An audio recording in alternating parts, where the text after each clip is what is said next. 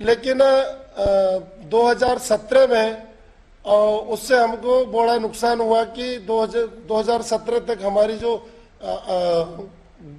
ग्रीष्मकालीन धान था उससे हमारी जमीन की उपजाऊ क्षमता बहुत कम हो गई, पानी का जल स्तर बहुत गिर गया। तो कृषि विज्ञान केंद्र काशीपुर के वैज्ञानिकों के सहयोग से, उनके मार्गदर्शन से वैज्ञानिकों ने हमको मक्का की खेती के बारे में बताया। तो मक्का की खेती करना शुरू किया।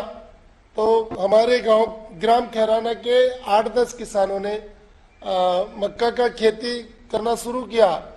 तो उसमें पहली बार प्रति एकड़ 35 कुंटल पैदावार हुई। और जो मक्का के जो पेड़ जो शेष पेड़ बचे थे अवशेष, उनकी जुताई करने से हमारी जमीन की उपजाऊ क्षमता बढ़ी, पानी का जल स्तर भी हमारा बढ़ा। और जो खरीफ में जो धान लगाते, बरसात में जो धान लगाते थे, उसमें हमारी धान लगाने से हमारी उपज बढ़ी। इतना हमको लाभ हुआ। अच्छा, इस सारे काम में आपको सरकार से भी कोई मदद मिली कि नहीं मिली?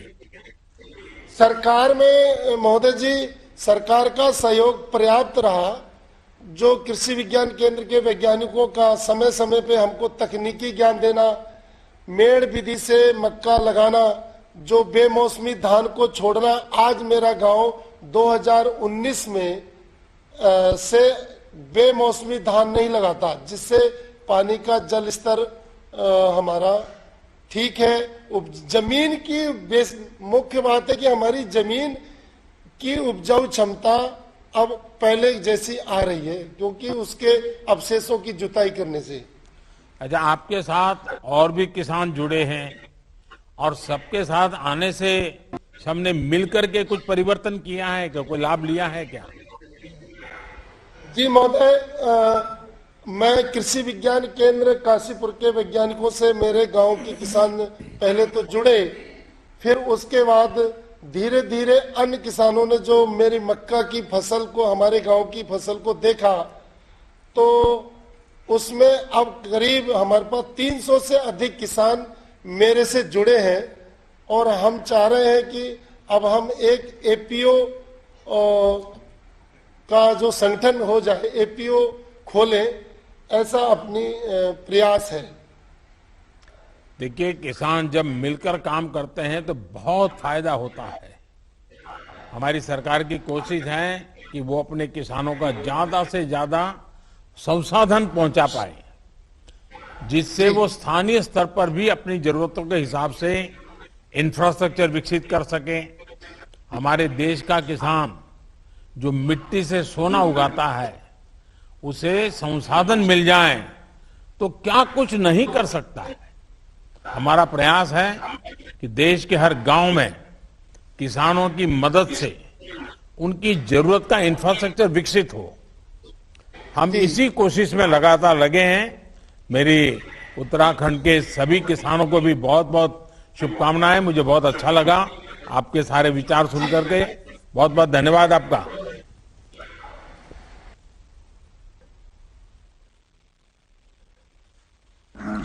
माननीय प्रधानमंत्री जी से सादर अनुरोध है कि कृपया 4 चयनित कृषि विश्वविद्यालयों को हरित परिसर अवार्ड रिमोट बटन जरिए घोषणा की कृपा करें।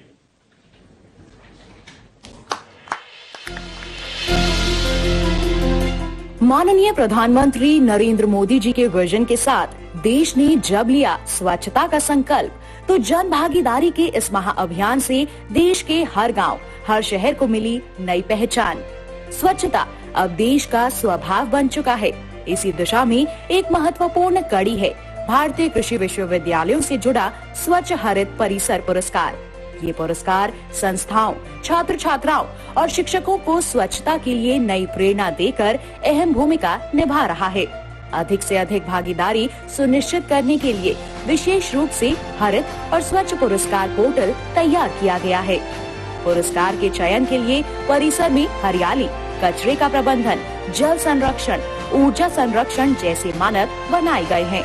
पुरस्कार के लिए इस वर्ष देश भर से कृषि विश्वविद्यालयों ने प्रविष्टियां भेजी। इस वर्ष का प्रथम पुरस्कार मिला है पंजाब कृषि विश्वविद्यालय लुधियाना को। द्वितीय पुरस्कार मिला है तमिलनाडु कृषि विश्वविद्यालय कोयम्बटूर को। तृतीय पुरस्कार मिला है केंद्रीय मात्स्यिकी शिक्षा संस्थान मुंबई को। कृषि विज्ञान विश्वविद्यालय धारवाड़ को सांत्वना पुरस्कार के लिए चुना गया है। आशा है कि हरित और स्वच्छ पुरस्कार सभी कृषि और अन्य विश्वविद्यालयों को आगे भी ऐसी पद्धतियों को विकसित करने या अपनाने के लिए प्रेरित करेंगे जो उनके परिसरों को अधिक से अधिक हरा भरा और स्वच्छ बनाएंगी। माननीय प्रधानमंत्री जी को मार्गदर्शन एवं आशीर्वचन देने के लिए सादर आमंत्रित करता हूं।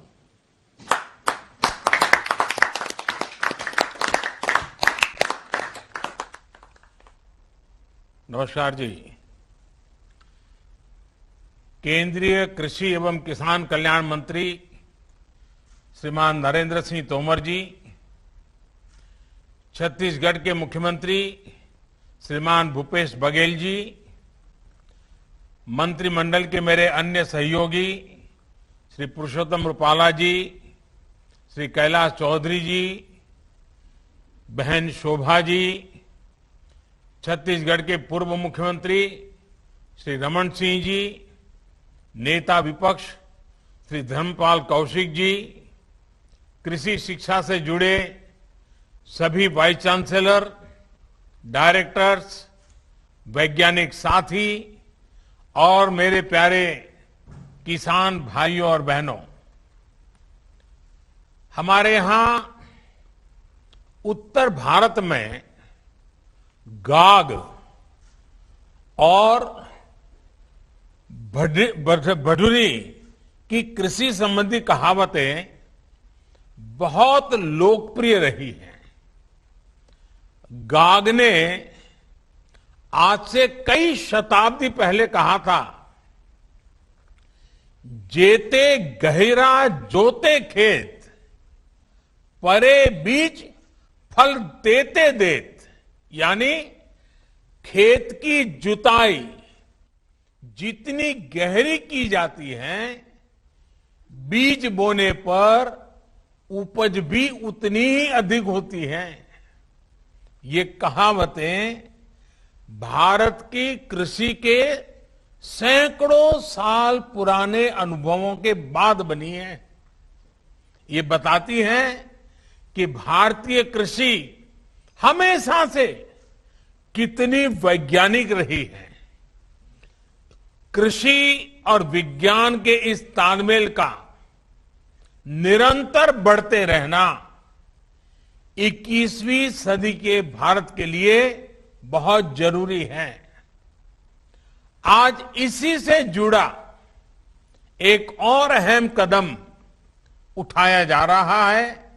हमारे देश के आधुनिक सोच वाले किसानों को ये समर्पित की जा रहा है और छोटे छोटे किसानों की जिंदगी में बदलाव की आशा के साथ ये बहुत बड़ी सौगात आज मैं मेरे देश के कोटि कोटि किसानों के चरणों में समर्पित कर रहा हूं। अलग अलग फसलों की 35 नई वैरायटीज आज जारी हुई हैं।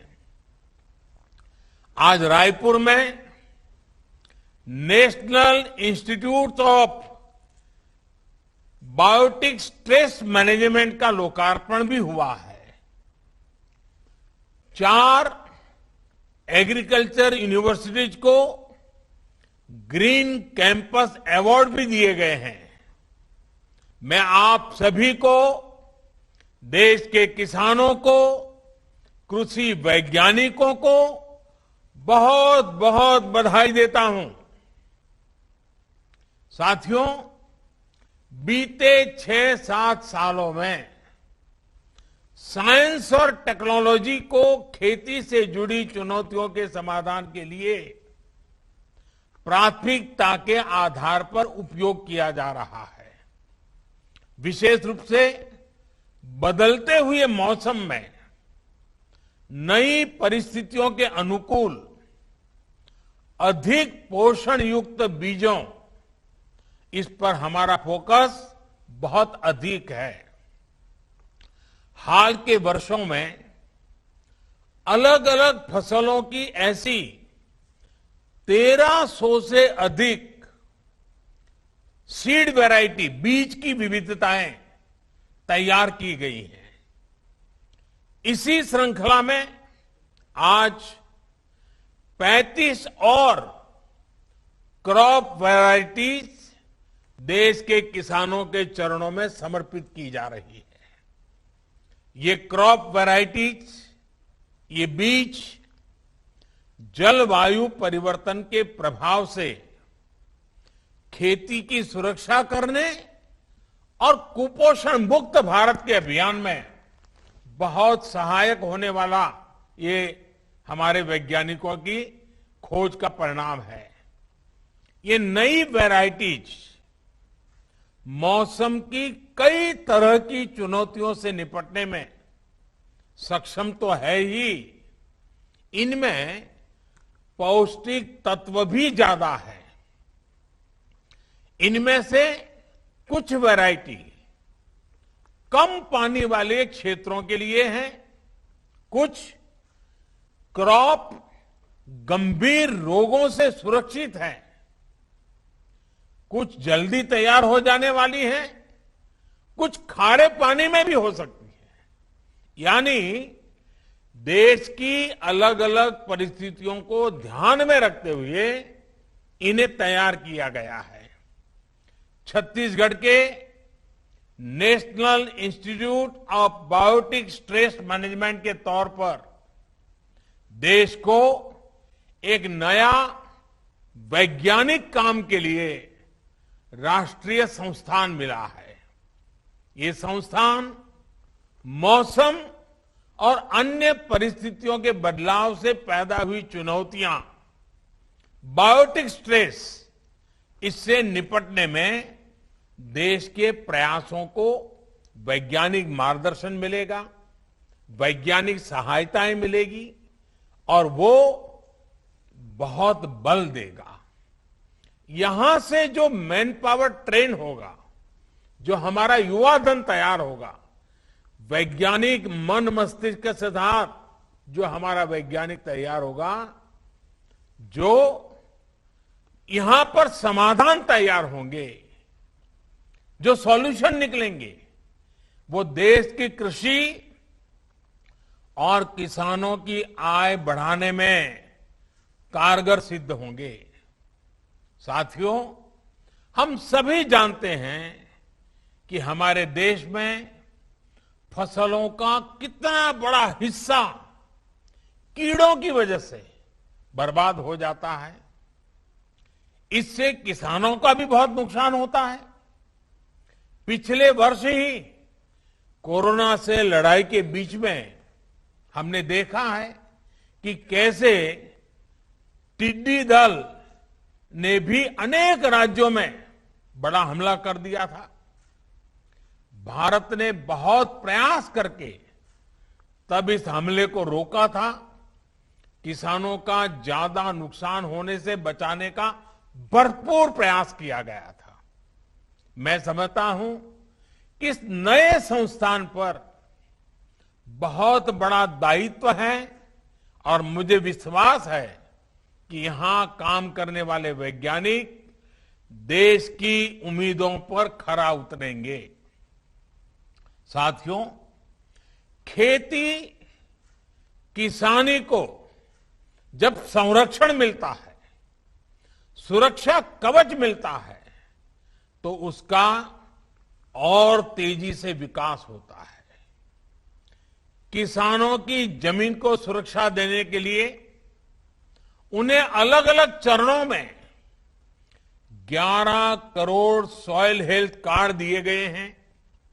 इसकी वजह से किसानों को अपनी जो जमीन है उसकी क्या मर्यादाएं हैं, उस जमीन की क्या शक्ति है, किस प्रकार के बीज बोने से, किस प्रकार की फसल बोने से अधिक लाभ होता है, दवाइयां कौन सी जरूरी पड़ेगी, फर्टिलाइजर कौन सा जरूरी पड़ेगा, ये सारी चीजें उस सॉइल हेल्थ कार्ड के कारण, जमीन की सेहत का पता चलने के कारण कि इसकी वजह से किसानों को बहुत लाभ हुआ है, उनका खर्चा भी कम हुआ है और उपज भी बढ़ी है। उसी प्रकार से यूरिया की 100% से 100% नीम कोटिंग करके हमने खाद को लेकर होने वाली चिंता को भी दूर किया। किसानों को पानी की सुरक्षा देने के लिए हमने सिंचाई परियोजनाएं शुरू की। दशकों से लटकी करीब करीब 100 सिंचाई परियोजनाओं को पूरा करने का अभियान चलाया। बहुत बड़ी मात्रा में बजट लगा दिया इसके लिए।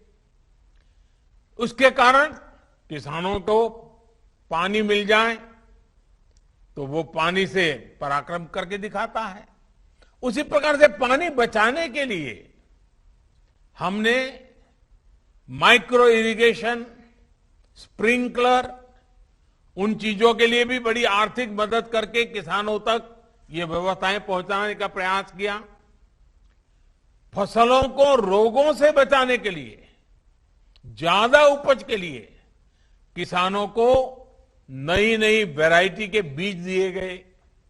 किसान खेती के साथ साथ बिजली पैदा करे, अन्नदाता, ऊर्जादाता भी बने, अपनी खुद की जरूरतें भी पूरी कर सके। इसके लिए पीएम कुसुम अभियान भी चलाया जा रहा है। लाखों किसानों को सोलर पंप भी दिए गए हैं। उसी प्रकार से आज तो मौसम के विषय में तो हमेशा दुनिया भर में चिंता का विषय बना हुआ है। अभी हमारे छत्तीसगढ़ के मुख्यमंत्री जी भी कितने प्रकार की प्राकृतिक आपदाएं आती हैं, क्लाइमेट चेंज के कारण क्या क्या मुसीबत आती है, बड़ा बड़े अच्छे ढंग से उन्होंने वर्णन किया। अब आप जानते हैं ओलावृष्टि और